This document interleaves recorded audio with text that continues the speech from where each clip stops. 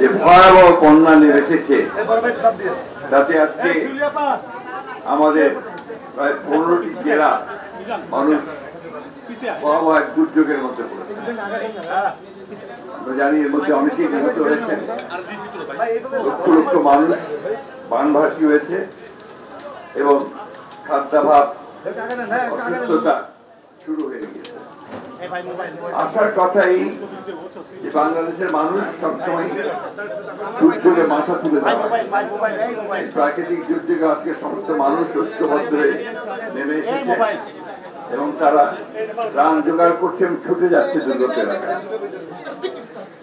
এটাই হচ্ছে বাংলাদেশের শক্তি এবং এই শক্তির বলেই আমরা কিছুদিন আগেই একটা ভয়াবহ ফ্যাসিবাদী সরকারকে ছাত্র জনতা পরাজিত করেছে।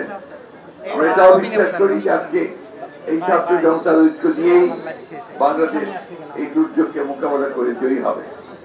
আমি আমাদের জাতীয়তাবাদী দলের পক্ষ থেকে যে ত্রাণ কেন্দ্র করা হয়েছে সেই ত্রাণ কেন্দ্রে অনেকেই আজকে এগিয়ে আসছেন, তারা দান করছেন এবং ইতিমধ্যেই ত্রাণের কার্যে যারা আছেন, বিশেষ করে এই কমিটির যাকে আহ্বায়ক করা হয়েছে ডক্টর জাহিদ সঙ্গে তার যে যারা সদস্য আছেন তাদের সকলকে ধন্যবাদ জানাচ্ছি। একই সঙ্গে আহ্বান জানাচ্ছি যে আপনারা অত্যন্ত দ্রুততার সঙ্গে এই ত্রাণগুলোকে দুর্গত এলাকায় পৌঁছানোর ব্যবস্থা করবেন।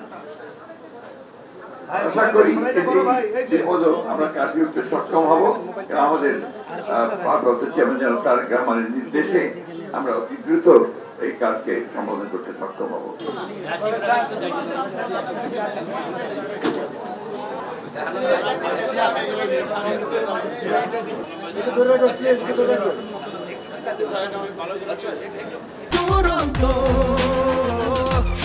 জীবনের গতি থাকুক